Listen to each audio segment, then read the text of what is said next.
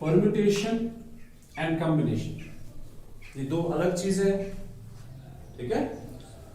Permutation भी arrangement है, combination भी अरेंजमेंट है,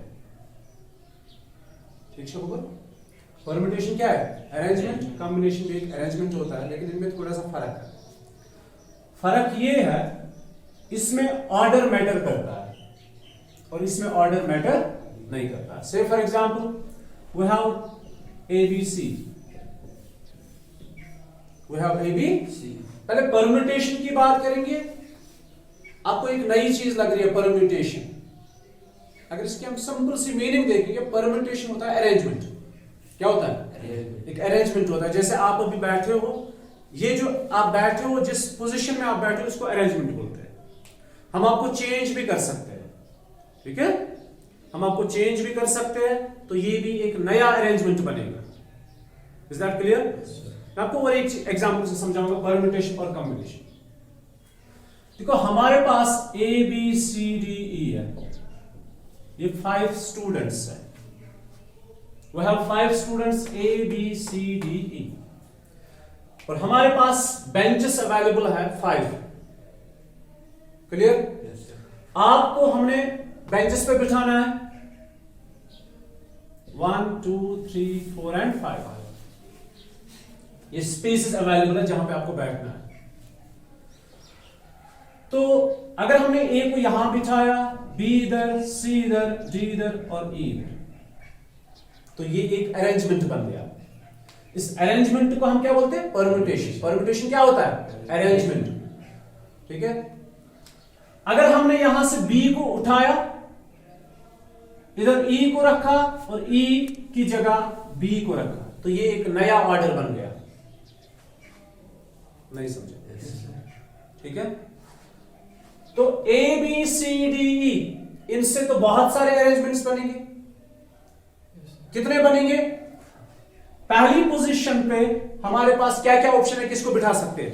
ABCDE, तो 5 ऑप्शंस। ये हमने पढ़ा हुआ है, फंडामेंटल प्रिंसिपल ऑफ काउंटिंग ने हमें सिखाया ऑलरेडी।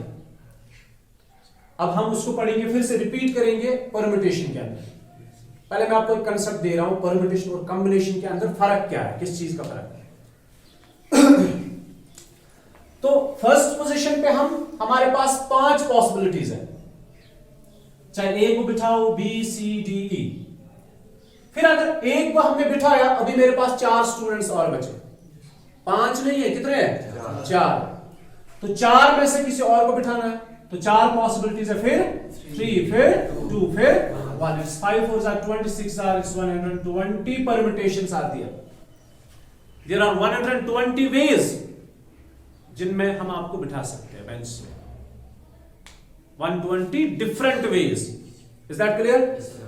अब इसी चीज को हम कॉम्बिनेशन के अंदर कैसे पढ़ते हैं?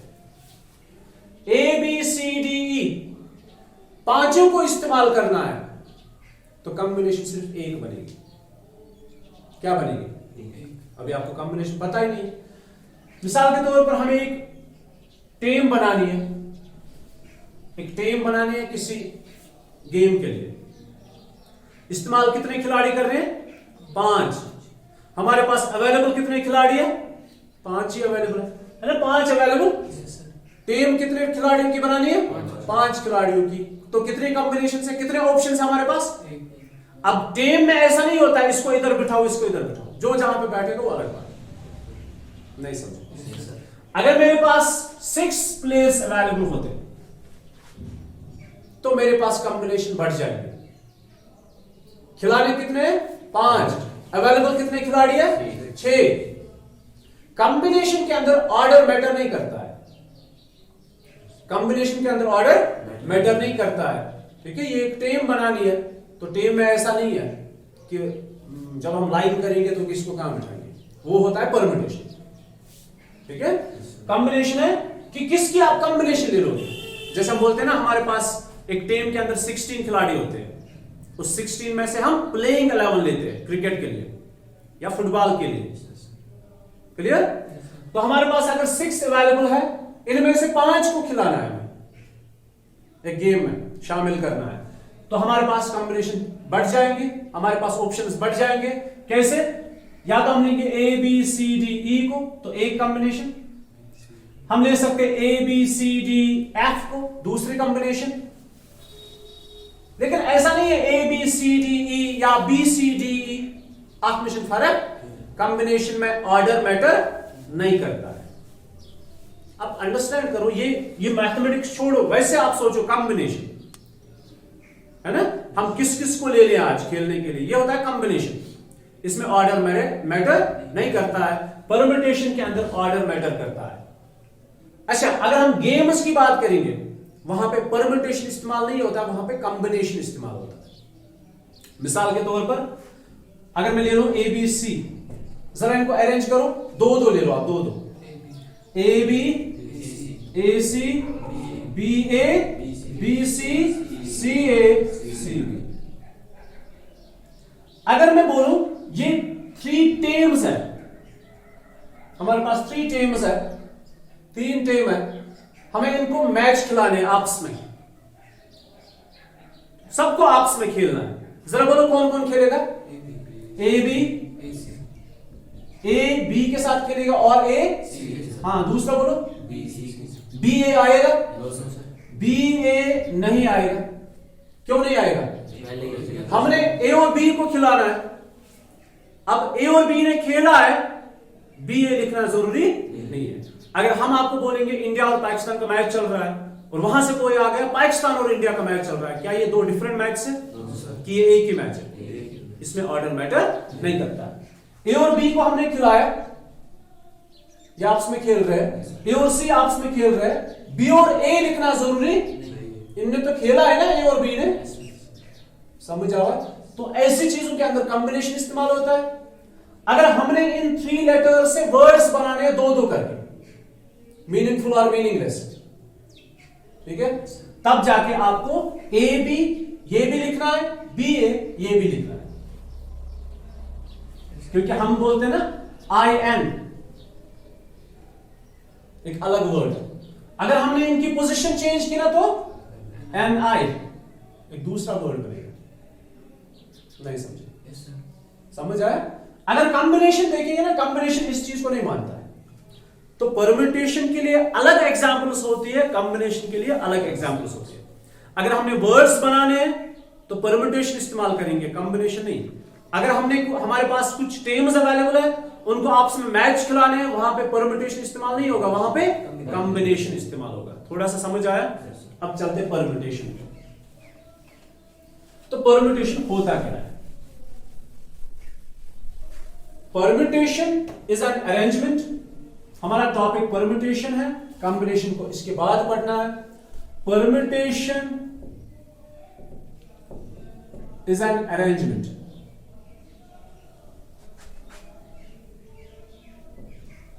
in a definite order।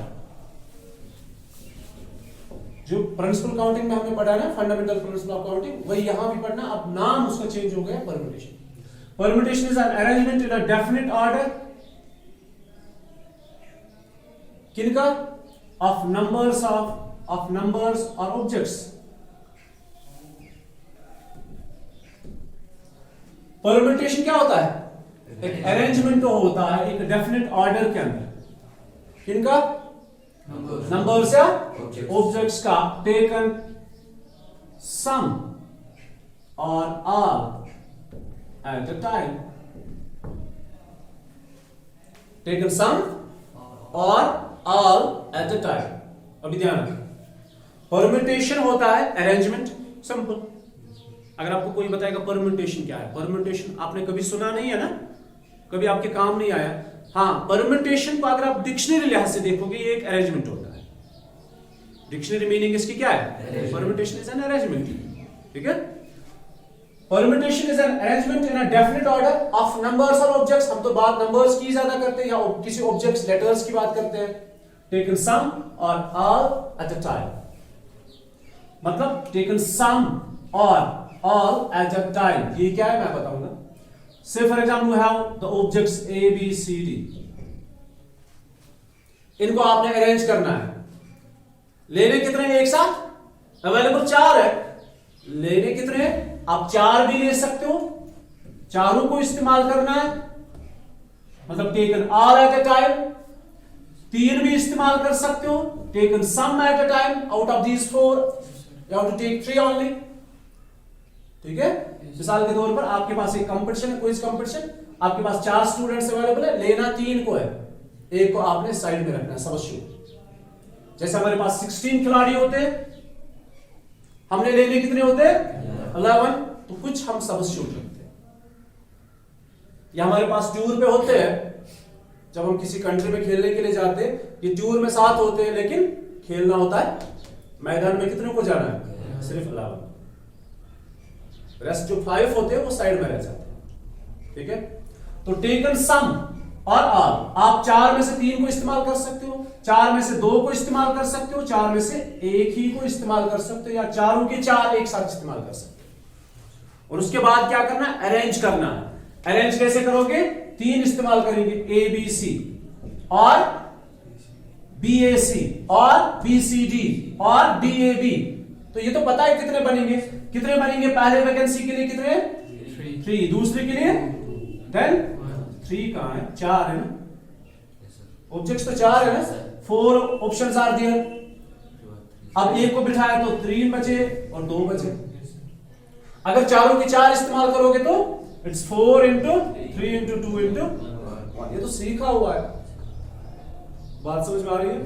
अगर 2 को इस्तेमाल करना है तो 4 इंटू 3, अगर एक ही को इस्तेमाल करना है तो सिर्फ 4, तब तो सिर्फ 4 ऑप्शंस बनेंगे। अगर 4 में से एक को लेना है तो 4 ही ऑप्शन है, या तो ए को ले लो एज नॉन सी आर, या तो बी को ले लो एज सी आर, या तो सी को ले लो एज सी आर, या डी को ले लो एज सी आर। अगर आपने क्लास मॉनिटर और उसका वाइस असिस्टेंट 2 लेने तो किस किस को ले सकते हो, A B, A C, A D, B A भी आ गया तो बी ए आ सकता है, यस, क्योंकि ए, अगर मैंने ए बी लिया it represents that this is the head and this is assistant. अगर मैंने बी ए लिया तो B is head and A is assistant. ये यहां पे ये चीज डिनोट करता है। As per need, as per question होता है कि परम्यूटेशन कहां इस्तेमाल होगी, कॉम्बिनेशन कहां इस्तेमाल होगी। फिलहाल हमारा टॉपिक है permutation. It's an arrangement in a definite order of numbers और objects taken some or all at a time. Is that clear? तो हमारे पास अगर 4 ऑप्शंस है, 4 अवेलेबल है, ऑब्जेक्ट्स अवेलेबल है, तो आप चारों को चारों ले सकते हो, 3 ले सकते हो, 2 ले सकते हो, 1 ले सकते हो। अब 0 इसमें नहीं आएगा। ठीक है, समझ आया? ये हो गया डेफिनेशन। अभी इसमें एक थ्योरम है, सुनो मेरी बात। थ्योरम मैं सिर्फ पढ़ूंगा ऐसे ही, क्या है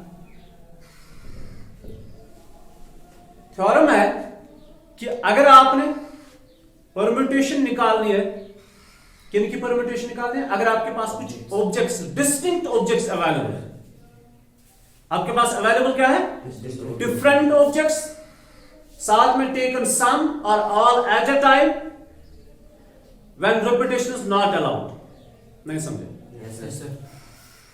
परम्यूटेशन को डिनोट करते हैं, इसका शॉर्ट सिंबल है, फॉर्म है एमपीआर। परम्यूटेशन में क्या लिखना होता है, हम लिखते हैं permutation the total number of ways in which all the objects are taken at a time is equal. अब वो सारा कुछ पढ़ना और उसको लिखना, उसके लिए हमने एक शॉर्ट फॉर्म लिया है NPR। NP where N is the number of objects available and R is the spaces available। नहीं समझे? If you have the, ये थ्योरम है, मैं थ्योरम को ऐसे ही पढ़ रहा हूं, ठीक है। N is number of objects available and R is number of space available। ठीक है, अब R के लिए कंडीशन है स्पेसेस कितने होने चाहिए, 0 से ज्यादा। अब 4, अगर मेरे पास A B C D है, ये ऑब्जेक्ट्स अवेलेबल है, मतलब N is equal to 4। कितने ऑब्जेक्ट्स अवेलेबल है, 4, so N is equal to 4। लेने कितने हैं, स्पेसेस कितने होने चाहिए, अगर कोई स्पेस नहीं होगी, ठीक है, अगर सपोज करो आप बाहर से आ गए, यहां पे सारे बेंच भरे हुए हैं, 30 students already inside the class है, आप एक्स्ट्रा आ गए तो हम आपको नहीं ले सकते यहां। नहीं समझे? समझ आया? कभी हम बोलते हैं ना कि यहाँ पे इतनी सीट्स अवेलेबल है, मिसाल के तौर पर इस इंस्टीट्यूट के अंदर अगर इस क्लासरूम के अंदर सिर्फ 30 बेंच है, मतलब 30 से ज्यादा यहाँ नहीं बैठ सकते, तो इस क्लास के अंदर हम 30 से ज्यादा बच्चों को एडमिशन नहीं दे सकते क्योंकि कोई स्पेस अवेलेबल नहीं है। ठीक है, तो अब हम आपके लिए क्या कर रहे हैं, कॉम्बिनेशन ढूंढ रहे हैं। जब यहाँ पे स्पेस अवेलेबल नहीं है तो कॉम्बिनेशन ढूंढना ये तो लाजिम है ही नहीं। तो यहां पे हमारे पास जो अवेलेबल है उसको n से डिनोट करते हैं, n is equal to 4 number of space available, sorry number of objects available. अभी स्पेस क्या है, स्पेस तो 0 या 0 से ज्यादा होने चाहिए, and less or equal to n। n क्या है, नंबर ऑफ ऑब्जेक्ट्स अवेलेबल, कितने हैं, 4। स्पेसेस कितने होने चाहिए, या तो एक स्पेस होनी चाहिए, या तो 2 स्पेस होने चाहिए, या 3 या 4, 5 स्पेस नहीं होने चाहिए। ये कंडीशन है परम्यूटेशन कि स्पेसेस 4 से ज्यादा नहीं होने चाहिए, मतलब जितने अवेलेबल है उससे ज्यादा नहीं होने चाहिए। सो आर की कंडीशन है, पहले टर्म्स को समझो आप। एनपीआर डिनोट करता है नंबर ऑफ परम्यूटेशंस। एनपीआर क्या डिनोट करता है, total number of veg, total number of permutations, number, it's a number, ये कैलकुलेशन है। तो NPR stands for total number of permutations, total number of arrangements in a definite order. In this NPR ये एक symbol है, इस symbol के अंदर ये जो n है it is number of objects available, ये r जो है it is number of spaces available. ठीक है, ऑब्जेक्ट्स कितने हैं, स्पेसेस कितने हैं, ये देखना है। से for example I have 4 spaces available and I have 4 objects available and I have 3 spaces available। A B C D है लेकिन लेना है 3 को, तो हम देखेंगे कितनी परम्यूटेशन है, वो तो आपने already fundamental principle of counting से पढ़ा है। अब इस बार हम परम्यूटेशन के अंदर उसके लिए एक फार्मूला बनाने जा रहे हैं। ठीक है, उस फार्मूला को बनाने के लिए देखो क्या करना है, लेकिन अभी टाइम है फार्मूला बनाने में, अभी हम one by one step by step पढ़ेंगे। फिलहाल जो हम आपको सिखा रहे हैं that is number of permutations, ठीक, having n objects available, taken some or all at a time। some means spaces कितनी है, या तो सबको एक साथ ले लोगे, मतलब जितने ऑब्जेक्ट्स अवेलेबल है उतने स्पेसेस अवेलेबल, या तो उससे कम होंगे। कंडीशन क्या रखी मैंने, r is greater than 0 less or equal to n। r is space, या तो 0 से स्पेस तो 0 से ज्यादा होनी चाहिए, या n या n से कम। क्लियर, समझ आवा? देन NPR इज इक्वल, सुनो मेरी बात, A B C D, if you have 4 spaces, पहली स्पेस के लिए, अच्छा साथ में हमने थ्योरम में पढ़ा रिपीटेशन इज नॉट अलाउड। आप किसी भी चीज को रिपीट, आपके पास डिस्टिंक्ट ऑब्जेक्ट्स अवेलेबल है और सब किसी भी ऑब्जेक्ट को आपने रिपीट नहीं करना है। देखो कंडीशन में आप चीजों को समझने की कोशिश करो कि आपके पास क्या क्या टर्म्स है, उनको समझने की कोशिश करो। देखो पहली कंडीशन डिस्टिंक्ट ऑब्जेक्ट्स, ठीक। दूसरी कंडीशन लेने कितने हैं, 4 3 2 1, ठीक है। तीसरी कंडीशन क्या, रिपीटेशन अलाउड है या नहीं है, मतलब अगर हमने ए को एक बार लिया क्या दूसरी बार ले सकते नहीं ले सकते, ठीक है। ये एज पर क्वेश्चन होगा।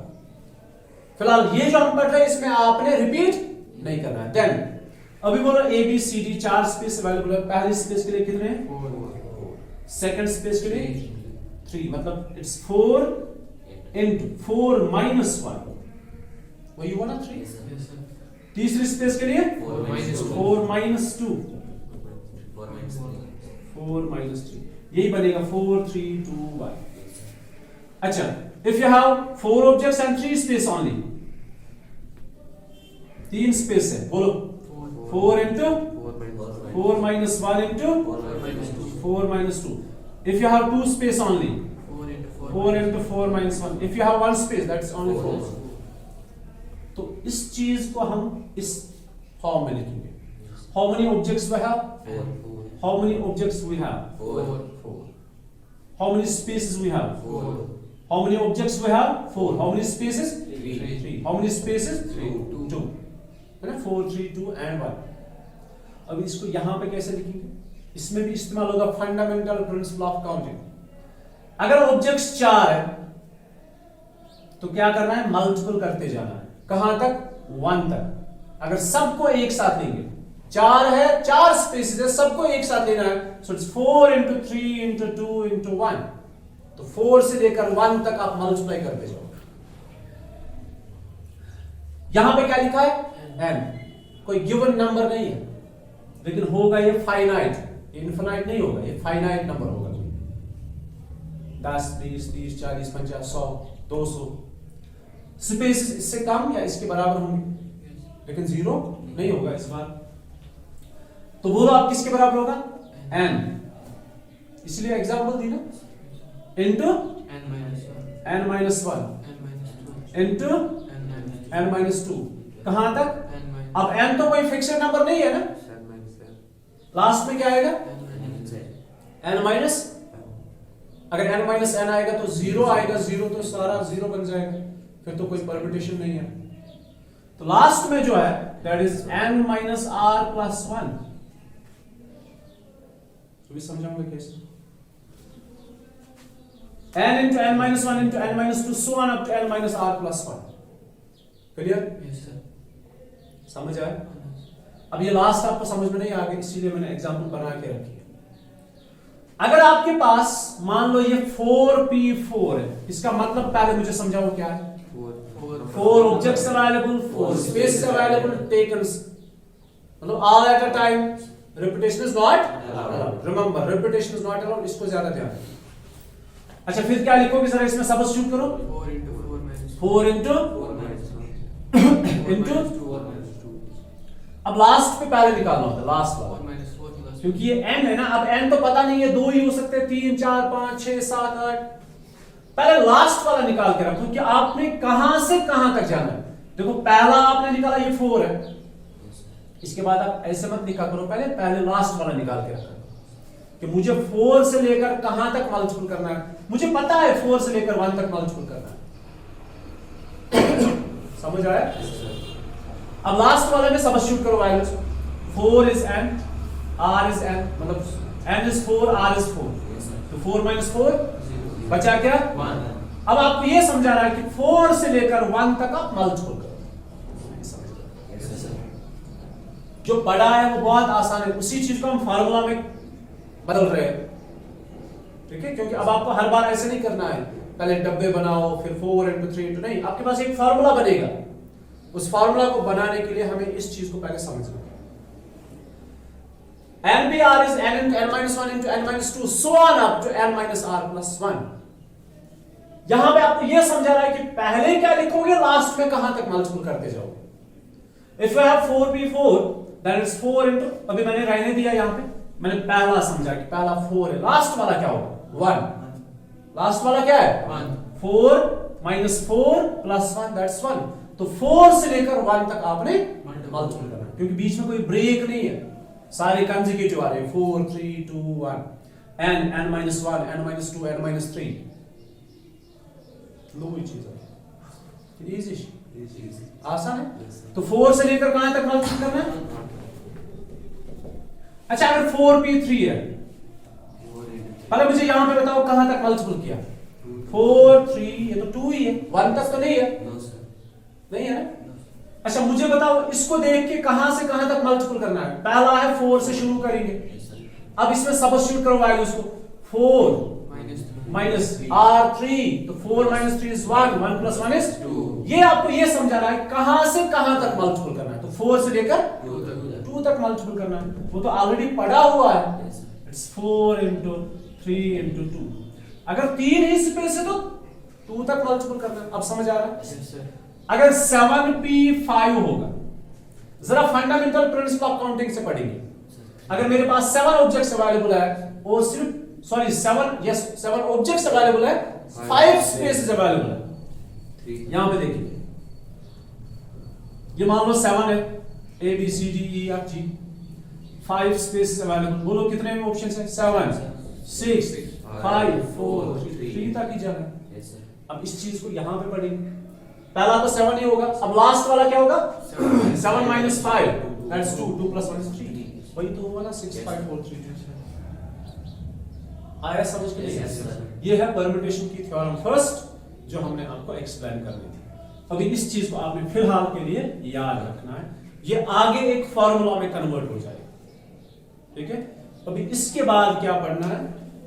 अभी इसको यहीं पे रहने देना। अभी हमने सीखना है फैक्टोरियल। क्या सीखना है? फैक्टोरियल। फैक्टोरियल। लेकिन टाइम फैक्टोरियल क्या सीखना है? फैक्टोरियल। फैक्टोरियल। इसमें एक फॉर्मूला, एक आइडेंटिटी बनेगी। उस आइडेंटिटी को कैलकुलेट करने के लिए हमने सबसे पहले पढ़ना है फैक्टोरियल नोटेशंस। फैक्टोरियल, अभी सुनो ये फैक्टोरियल क्या होता है। अगर मैं आपको कहूं फैक्टोरियल किस, इसका जो सिंबल है वो ये है। किसका सिंबल है? फैक्टोरियल। फैक्टोरियल। एक नंबर के साथ हम जब ये रखते हैं मतलब ये उस नंबर का फैक्टोरियल है। या इसको ऐसे भी लिखते हैं हायर मैथ्स में, यहां पे तो ज्यादा इस्तेमाल ये होता है।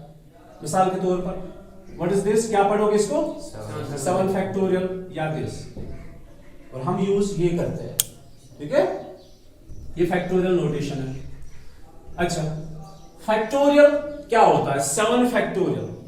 आपने क्या करना होता है, देखो 1 इंटू 2 इंटू 3, जब हम नेचुरल नंबर्स को मल्टीपल करते हैं, कहां तक मल्टीपल किया? तो हमने सोचा 1 से लेकर 7 तक मल्टीपल करने से बेहतर है इसको लिखना, ऐसे लिखने से बेहतर है हम इसके लिए कोई सिंबल क्रिएट करें। तो उसके लिए कौन सा सिंबल आ गया? फैक्टोरियल वाला सिंबल। तो फैक्टोरियल होता है कि जो जिसका आपने फैक्टोरियल निकालना है, 7 फैक्टोरियल है, तो 7 से लेकर 1 तक डिक्रीजिंग ऑर्डर में आप मल्टीपल करते जाओ। ठीक है, बीच में किसी भी नंबर को नहीं छोड़ना है। 7 factorial is not 7, remember 7 factorial 7 नहीं होता है, ये 7 से लेकर 1 तक मल्टीपल करने के बाद जो नंबर आएगा ये वो है। जरा करो मल्टीपल, कैसे करोगे? 7 into 6 into 5 into 4 into 3 into 2 into 1। यहां पे कैलकुलेट इसको करो, जो नंबर आएगा वही 7 फैक्टोरियल है। 7 फैक्टोरियल 7 के बराबर नहीं है। 7 is 7, 7 factorial is not 7, it is something else, ये कोई और नंबर है। अभी शुरू करेंगे यहां से 7। अगर 6 फैक्टोरियल होगा तो 6 5 4 3 2 1। अगर 5 फैक्टोरियल हुआ तो 5 4 3 2 1। 4 factorial 4 3 2 1। 3 factorial 3 2 1। 2 factorial 2 and 1। 1 factorial 1। समझ आया? अच्छा, इसके बाद 8 फैक्टोरियल होगा तो 8 से लेकर 1 तक। 9 फैक्टोरियल 9 से लेकर 1 तक। 10 फैक्टोरियल 10 से लेकर 1 तक। Is that clear? 1 factorial is 1, 2 factorial is 2, 3 factorial is not 3, it is 6. 3 2s are 6. 4 factorial is 24. 5 factorial is मतलब हिसाब 120 है ना? 5 4s are 20, 3s are 60, 2s are 120. 6 factorial 120 को 6 से मल्टीपल करो, इट इज 600, 6 2 12, 720। 720 को 7 से मल्टीपल करो, इट इज 700, 7 2 14, 7 7 49, 49 और 50, ये 5040। ठीक है, तो क्या 7 फैक्टोरियल 7 होता है?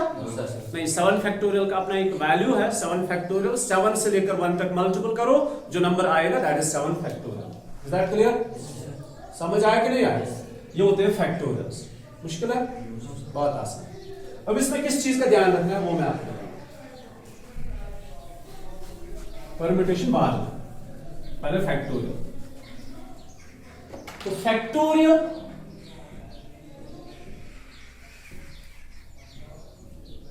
अगर आपके पास 7 फैक्टोरियल है, अब इसमें कुछ कैलकुलेशंस पढ़नी है, कुछ इंपॉर्टेंट चीजें पढ़नी है, वो आप जान। 7 factorial is 7 into 6 into 5 into 4 into 3 into 2 into 1. 6 factorial is 6 into 5 into 4 into 3 into 2 into 1. 7 factorial को फिर से मैं लेता हूं, तो देखो पहली बात, 7 factorial means it is 7 into 7 minus 1 which is 6, ठीक है। फिर क्या है 5 मतलब 7 minus 2, then 7 minus 3, then 7 minus 6, बस ये लास्ट होता है। 7 minus 7 नहीं करोगे, क्यों? क्योंकि वो 0 बन जाता है, ये 0 नहीं, ये 1 तक आपने जाना है। 7 minus 6, ये पहली बात समझ में आ गई। दूसरा एक चीज, 7 factorial it can be written as, देखो 7 फैक्टोरियल 7 से लेकर 1 तक मल्टीपल करना है। अब चाहो तो उसको बीच में ही रोक सकते हो, मैं बताऊंगा कैसे। 7 factorial it can be written as 7 into 6। अब आप चाहते हो आगे नहीं जाए, बस यहीं पे रोक दो, 6 फैक्टोरियल। देखो आप 7 into ये क्या है, ये तो 6 फैक्टोरियल है, तो it's 7 factorial can be written as 7 into 6 factorial. अगर आपको जरूरत है यहीं पे रोकने की, अगर आगे जाने की जरूरत पड़ेगी, देखो कैसे 7 भी आ गया, 6 भी आ गया, आगे क्या है तो 5 फैक्टोरियल है। अब चाहो तो यहां पे रोक सकते हो, बात को समझ रहे? अब ये जो है ये 7 है, ये जो है ये 6 है, 7 6 are 42 और ये 5 नहीं है। अब 42 को 5 से मल्टीपल नहीं करोगे, अब 7 को 6 से मल्टीपल नहीं करोगे, क्योंकि ये 6 है नहीं, ये तो 6 फैक्टोरियल है। इन चीज का आपने ध्यान रखना है। अगर आप कभी देखो ना 3 into 2 फैक्टोरियल या 3 into 3 फैक्टोरियल, तो आप ऐसा नहीं करोगे 3 3s are, ये चीज का ध्यान रखो, आप ऐसा नहीं करोगे 3 3s are 9, ये तो 3 है नहीं, आप तो इस 3 को गलत नंबर से मल्टीपल कर रहे हो। ये 3 नहीं है, ये 6 है, तो 3 को किससे मल्टीपल करोगे? 3 फैक्टोरियल है वो 6 के बराबर है, 3 3s are 9 नहीं लिखोगे। Is that clear? समझ आया? आप कभी पहले इसको सीखते हैं, आप चाहो तो 7 को 4 तक ले जा सकते हो, 7 into 6 into 5, these are factorial 3। अब इनमें फैक्टोरियल नहीं, ये 5 ही है और ये 5 है, और इसको जब आप आगे क्या लिखोगे 4 फैक्टोरियल, ये 4 नहीं है, इस चीज का ध्यान रखना। ये 5 ही है, ये 6 है, ये 7 है, लेकिन ये 4 नहीं है, ये 4 फैक्टोरियल है, ये बेसिकली 24 है। इन चीज का आपने ध्यान रखना, क्योंकि आप छोटी छोटी फिर यही गलतियां करते हो। अच्छा understand? 7 into 6 into 5 into 4 factorial, तो मतलब जहां पे आपकी मर्जी आप उसको वहां तक अनलॉक कर सकते हो, फिर जाके वहीं पे रख सकते हो। जस्ट लाइक 7 अनलॉक किया, 6 फैक्टोरियल रखा, 7 और 6 को अनलॉक किया, 5 वहीं पे रखा, 7 और 6 और 5 को अनलॉक किया, 4 वहीं पे रखा। आप चाहो तो पूरा लिख सकते हो। ठीक है, बात समझ में आ रही है? तो दो चीजें आपने यहां सीखी। 7 फैक्टोरियल मींस 7 into 7 minus 1। आगे जितना जाओगे 1 2 3 4 5, इससे आप सबट्रैक्ट करते जाओगे इस गिवन नंबर को। 7 factorial is 7 into 7 minus 1 into 7 minus 2 into 7 minus 3 so on up to 7 minus 6, not 7 minus 7, क्योंकि वो 0 बन जाएगा। आपने 1 तक ही जाना है, ये 1 होना चाहिए लास्ट में। एक चीज आपने ये सीखी। दूसरा, अगर आपके पास कभी फैक्टोरियल होगा, आप चाहो तो 1 तक मल्टीपल कर सकते हो बराबर, आप चाहो तो कहीं पे भी रोक सकते हो। मिसाल के तौर पर हम ये क्यों आपको समझा रहे हैं, अगर आपके पास क्वेश्चन होगा ये 7 फैक्टोरियल डिवाइडेड बाय 6 फैक्टोरियल, तो you my factorial he cancel नहीं, तो 7 फैक्टोरियल डिवाइडेड बाय 6 फैक्टोरियल, फिर 7 into 6 फैक्टोरियल, यहीं पे रोक दो, आपको पूरा कैलकुलेट करने की जरूरत नहीं पड़ेगी।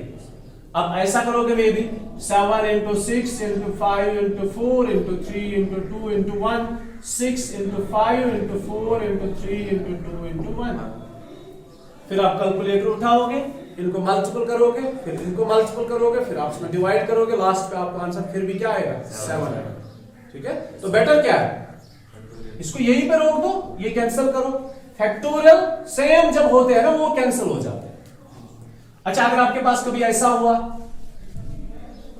20 फैक्टोरियल डिवाइड बाय 4 फैक्टोरियल, क्या करें?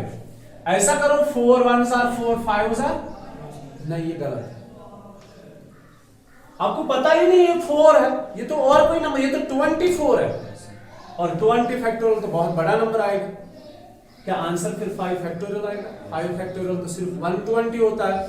20 factorial divide by 4 factorial is not 5 factorial, ये गलत है। ऐसे कैंसिलेशन नहीं करने। हाँ, आप कैंसिल करो जब सेम न्यूमरेटर और डिनोमिनेटर में सेम फैक्टोरियल्स होंगे, तब जाके आप कैंसिलेशन करोगे। और एक चीज हम आपको एडिशन मल्टीप्लिकेशन वगैरह सिखा रहे हैं साथ में। अगर आपके पास कभी ऐसा होगा 3 factorial into 2 factorial, don't write 6 factorial, ठीक है? फैक्टोरियल में आप दो जगह पे क्या, एक न्यूमरेटर और डिनोमिनेटर जब सेम होगा तब कैंसिल करो,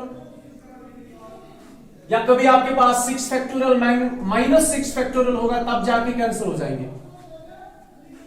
बात समझ में आ रही है? क्योंकि ये 720 माइनस 720 ये 0 आएगा। कहां पे कैंसिलेशन होगी? डिवाइड में जब सेम होंगे, सब्ट्रैक्शन के अंदर जब सेम होंगे। अगर ये प्लस हुआ तो 6 प्लस 6 12 फैक्टोरियल नहीं लिखोगे, इस चीज का ध्यान रखना, ठीक है? ये 12 फैक्टोरियल नहीं है। 12 फैक्टोरियल का वैल्यू अलग होगा, 6 फैक्टोरियल का वैल्यू अलग होगा, इसका अलग होगा। ये 120 और 120 हो गए 240, और 12 फैक्टोरियल 240 के बराबर नहीं, ठीक है? तो कहां पे आप इनको कंसिडर करोगे? एक साथ ले लोगे।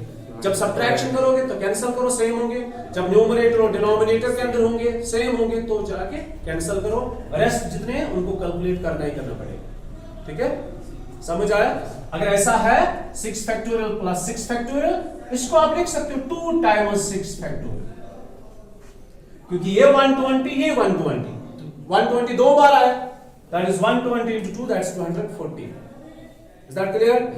समझ आवा? अभी देखो एक इंपॉर्टेंट चीज, देखो अगर हमारे पास जब भी कोई हम चीज डिराइव करते, एक नई चीज पढ़ते, हम उसके लिए एक जनरल फार्मूला बनाते हैं। तो 7 हो गया, 6 हो गया, अभी एक general formula that's n factorial. क्या पढ़ने जा रहे हैं? n factorial. अब n में सारा कुछ आता है, 7 भी आता है, 6 भी आता है, 5 भी आता है, 4 भी आता है, 10 भी आता है, 100 भी आता है। क्लियर? n फैक्टोरियल कैसे लिखोगे आप?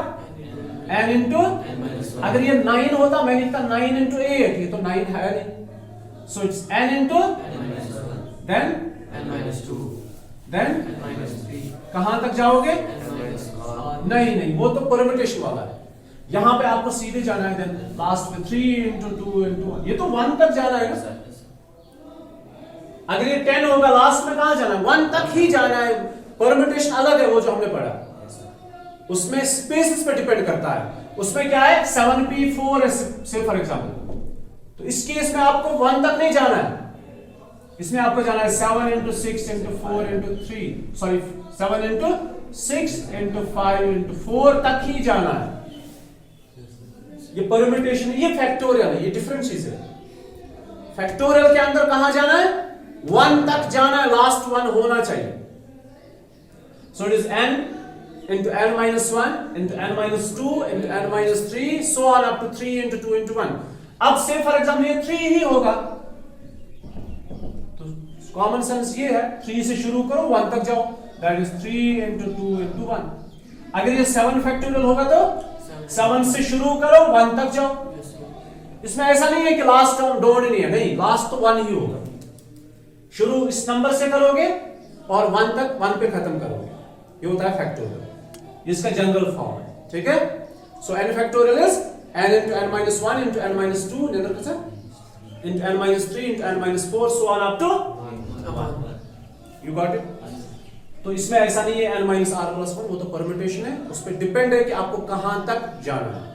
उसमें 1 तक जरूरी नहीं है, 1 तक जाना है। अच्छा, मैं चाहता हूं n फैक्टोरियल को 1 तक ऐसे ना लिखूं, मैं पूरा इसको अनलॉक नहीं करूंगा, तो इसको ऐसे भी लिख सकते हैं n इंटू, यहीं पे रोक दो, कभी जरूरत पड़े तो यहां पे ही रोक दो। अब ये तो n है, लेकिन ये n minus 1 नहीं है, उसका फैक्टोरियल है। Just like here 7 factorial is equal 7, ठीक है? जो इसके साथ मल्टीपल करते हैं ना फैक्टोरियल, वो नंबर सेम नंबर, ये 6 नहीं है, ये फैक्टोरियल है 6 का, और ये फैक्टोरियल फ्री है।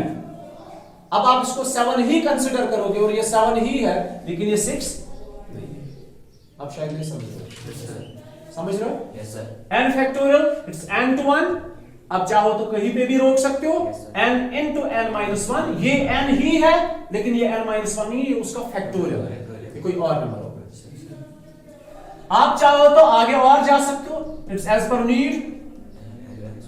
ये दो फैक्टोरियल फ्री हो गए और ये फैक्टोरियल में आप लॉक ही रखना। तो ये फैक्टोरियल सबका नहीं है, ये सिर्फ इसका फैक्टोरियल है, ये तो अलग हो गए फैक्टोरियल से। ठीक, समझ आ रही है कि? Yes, sir. अच्छा, हमने पढ़ा 1 फैक्टोरियल किसके बराबर है? 1, 2 factorial 2, 3 factorial 6, 4 factorial 24 and so on. अभी चलते हैं किस पे? 0 फैक्टोरियल। 0, जरा बोलो 0 फैक्टोरियल क्या होगा? 0 factorial is what?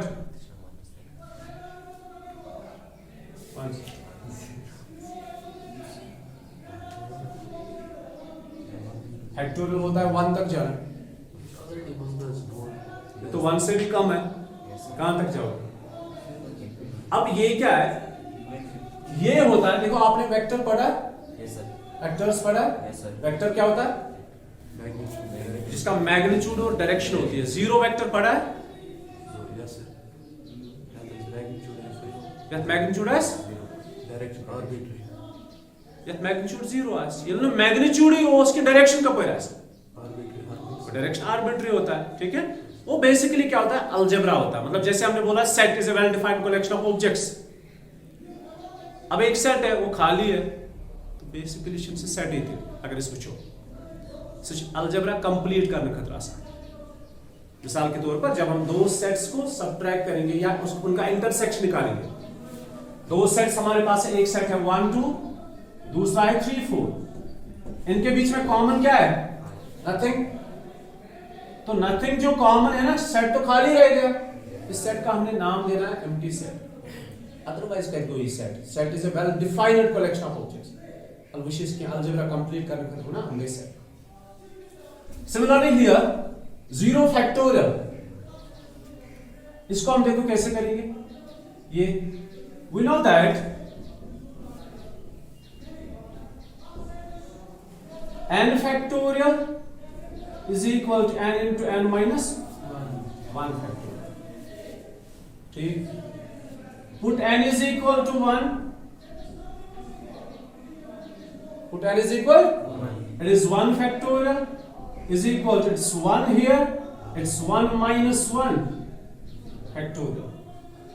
So it's 1 factorial is equal to, it's 1 minus 1 is 0. ये तो 1 ही है, 0 into मतलब 1 तो रहने दो, it is 0 factorial, और 0 factorial is equal to 1 factorial, which gives us 0 factorial is equal to 1 factorial किसके बराबर है? So 0 factorial आज के बाद किसके बराबर है? 1 के बराबर। तो 1 फैक्टोरियल भी 1 है, 0 फैक्टोरियल भी 1 के बराबर है। समझ आया अच्छे से? तो इनको कैलकुलेट करना, इसके रिलेटेड कुछ क्वेश्चंस है, उनको आप देखिए।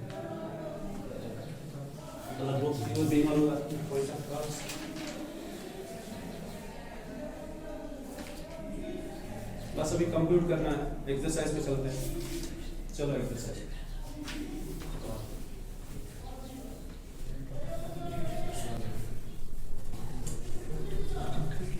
बोलो बेटा। एक्सरसाइज 7.2 क्वेश्चन नंबर 1 क्या है? 8 फैक्टोरियल। ये कितना मुश्किल है? 8 into 7 into 6 into 5 into 4 into 3 into 2 into 1. How much is that?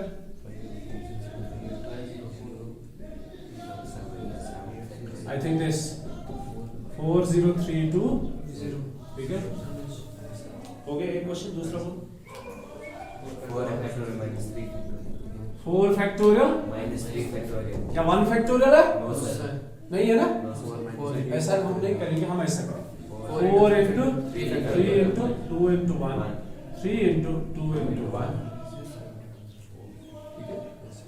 समझ आओ? हाँ, एक चीज आप कर सकते हो इसको 4 into 3. मैं दूसरा आपको it's 4 into 3 factorial minus 3 factorial 3 नहीं कैंसिल मत होगा 3 फैक्टोरियल कॉमन आ जाएगा Yes, sir. ठीक है 3 फैक्टोरियल near कॉमन ये 3 मंगस कैंसिल इसके साथ 4 भी है ना Yes, sir. तो it is this 3 factorial common यहां पे क्या बचा 4. यहां पे 1 so it's 4 minus 1 3 into 3 factorial is 3 into 2 into 1 so 3 3 are 9 2 are 18 ऐसे भी कर सकते Yes, हो sir. मैंने लिख के रखा है यहाँ पे आप देखो ये वाला it's 4 3 are 12 2 are 24 minus 6 that is 18 बराबर आया Yes, sir. तो ऐसे आप कर सकते हैं नेक्स्ट बोलो question number 2, 3 factorial plus 4. Question number 3. 2. तो ये पार्ट फर्स्ट और सेकंड था Yes, sir. Yeah, so far. Sir, yes, Second part, part, second part, part. अच्छा ये पार्ट फर्स्ट और सेकंड था Yes, sir. अभी बोलो क्वेश्चन नंबर 3 क्या है Is 3 factorial plus 4 factorial is equal to 7 factorial. is 3 factorial plus हाँ? 4 factorial plus 4 factorial is equal to 7 factorial. हमें तो ऑलरेडी पता है ये इसके बराबर नहीं है. नहीं है लेकिन हम जस्टिफिकेशन देंगे LHS 3 factorial plus 4 factorial Yes, sir. आप ऐसे भी कैलकुलेट कर सकते हो जैसे मैंने अभी बताया 6. आप चाहो तो वैसे भी कर सकते हो 3 into 2 into 1 plus 4 into 3 into 2 into 1 कुल मिला के कितना आएगा 6 plus 24 is 30 right hand side 7 factorial is 7 into 6 into 5 into 4 into 3 into 2 into 1 which is 5 0 नहीं है बराबर Yes, sir.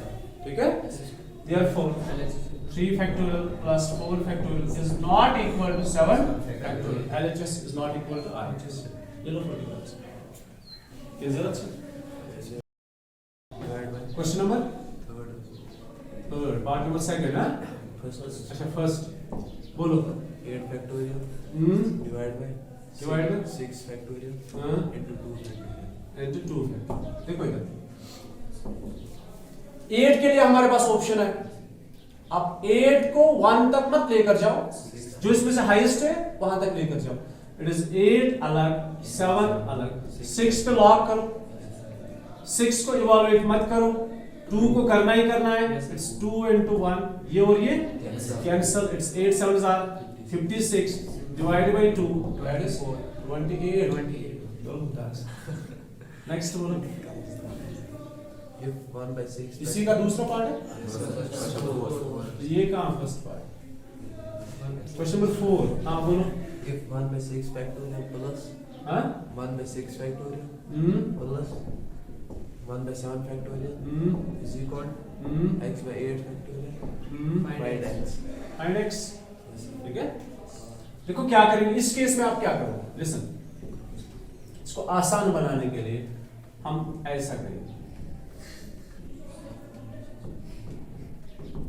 ठीक है कैंसिल तो होगा नहीं कॉमन तो निकाल सकते हैं is equal x divide by 8 into 7 into 6 factorial अब यहां से 6 फैक्टोरियल आप 6 फैक्टोरियल अगर आपको हर जगह पे आता मतलब सेम वैल्यू आ रहा है ना Yes, sir. यहां पे क्या बचा 1 plus 1 by 7 it's 1 by 6 factorial into x divided by 56 Yes, sir. अब इसका वैल्यू तो 120 आया इसका वैल्यू कितना है ये तो कैंसिल हो जाएंगे Yes, sir. समझ आया नहीं Yes, आया sir.